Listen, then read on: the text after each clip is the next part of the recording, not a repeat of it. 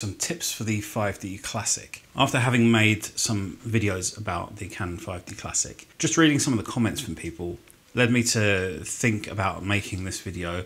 There's a few things that I want to touch on because I see certain frustrations coming up. Whilst they're not necessarily always workaround, it's just more about how to think about using this camera.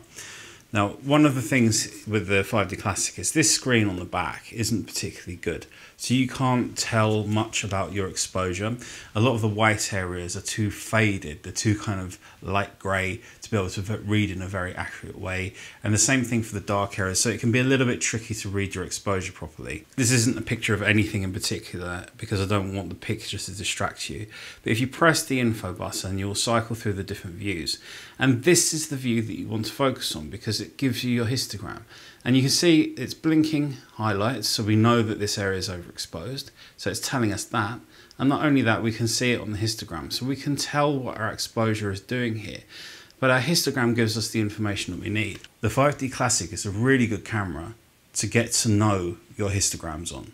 Because when you get good at reading your histograms, you kind of don't need to have the picture of you anymore to see, at least not in terms of exposure, of what the exposure is doing. You should be able to get a good idea just from reading your histogram whether your picture is too bright or too dark. I kind of wish it had a mode where it was just, here's your histogram and that's it. I'd be fine with that. So you can get good at reading your histograms by using this camera. This is my first tip for you, is stop worrying about whether the screen on the back is accurate or not, because the histogram is accurate. So get used to learning to read that histogram. When people tell me I can't judge my exposure properly on the back of the camera, that tells me that you don't know how to read a histogram. So I know it's kind of boring to look at them and it's not like an interesting subject reading histograms, but it is useful. It's something that a photographer should learn to do and know how to do, because then at a glance you can tell whether your exposure is right or not. My next point for you has to do with focusing, because people are getting like focus problems with certain lenses. And in particular, I've found and seen from people that third-party lenses mostly don't have a very good time on the 5D Classic. You can't do micro focus adjustments. So you can't make lens adjustments to say that this lens front focuses or back focuses and then make adjustments accordingly. There is no feature for that. That is a limitation of the 5D Classic. But certain lenses from Canon just seem to work better than others do. And so I'm just going to list a few that I have experience with that I know work well, and then mention a couple that I know that don't. And your experience might vary from this, but lenses that have worked well for me have been the 40mm 2.8, the 50mm 1.82 and the STM version of it, any of the 24-70 lenses, any of the 70-200 lenses, the 16-35 and the 17-40 have all been good. That's the 16-35 f4 and the Mark II version of the 2.8. And also the 135mm f2. That's been my experience. Yours may vary, but those lenses have all worked well, which is a good number of lenses. Lenses that have been terrible for me has been the 50 1.2, the 85 1.2. I've had multiple versions, none of them have worked on it in any sort of accurate way, but I have seen people that have had luck with them. So it's not impossible. And my next point is also related to focusing, is don't trust the outer focus points. I'm seeing people that are used to modern cameras where you can focus into the top corners and so on, getting a 5D Classic as an extra camera and then complaining that the outer focus points don't work, the edge ones. I understand that that's frustrating. Of course it's frustrating, you want them to work. They're just not very reliable. If you're going to use them, you need to take 2 or 3 shots and refocus with each one. The other thing you can do is focus and recompose using the center point, focus on something and then shift the camera. What I'm seeing now from people, which sounds mad to me because I only started photography in 2010 when focus and recompose was normal. There's a lot of people coming into photography now that don't know how to focus and recompose. They just never heard of it.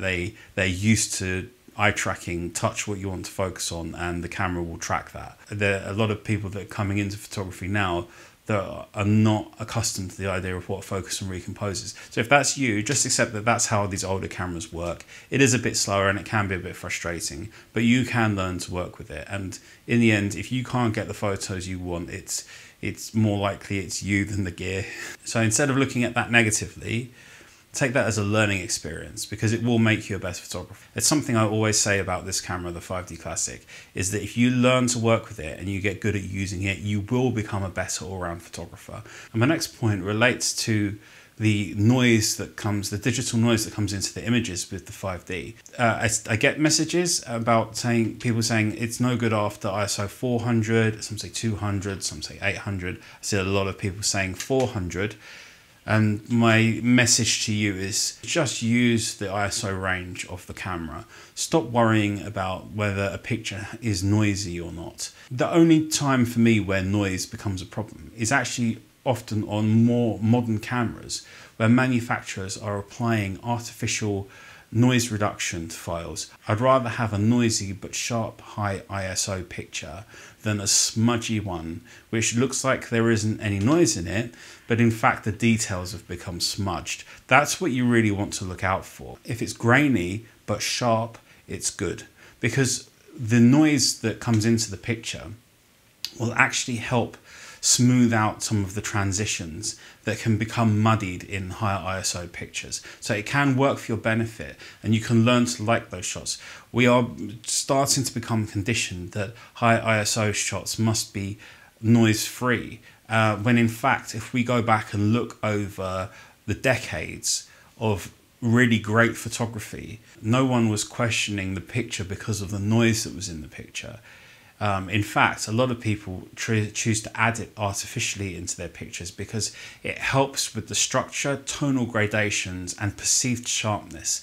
I will do a video on this at some point, but if you add noise, even digital noise you're adding in post-production, it smooths out transitions because you're adding to the picture, and you get smoother transitions. Pictures can have more of a 3D look, and they can look sharper.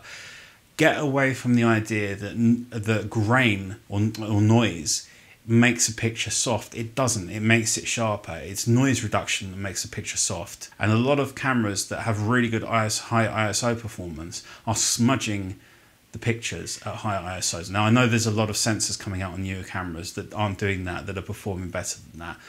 But my point in regards to the 5D Classic is just embrace it, it's okay. And my next tip is more of a generalized point, and that is to learn to work with what you have, rather than thinking, oh, this is wrong with it and that's wrong with it. We do far too much of that. Certain things about certain cameras can be deal breakers for people.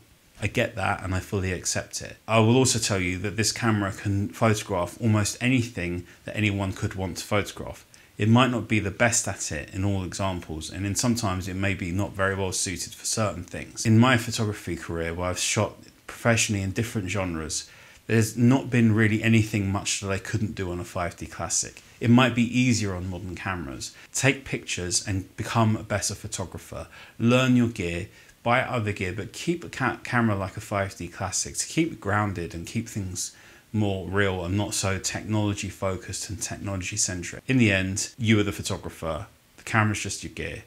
And I'm not going to go down the road fully of saying the gear doesn't matter, because I think the gear does matter. I think that this is a particularly good camera with a really, really nice sensor, surrounded by a lot of older, out-of-date technology.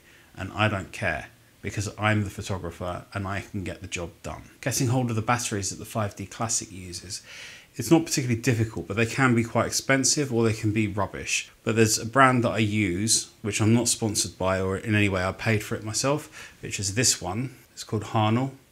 It's a German brand, and their batteries are chipped, which means that they're not likely to overload the camera or anything, prevents all of that from happening. I'll show you how I charge these as well. What I use is a small charging plate like this, which the battery just slides onto. I connect it to a USB power bank like this, because I can take this on trips that go for 3 days or so, and the charger can just plug in via the USB and then just switch it on with the little switch, and that will start charging, as you can see. But that's a nice small way to have the rechargeability of batteries. But I also like this because I can charge my phone off it as well, and anything else. I use it to charge a head torch as well. You can get larger ones, but this is okay for most uses, I think, for most people. I'll put links in the description for this for Amazon. They will be affiliate links, but This is what I use, so I'm recommending it to you because it's what I do. If you want to see more about the 5D Classic, then you might want to check out this video right here.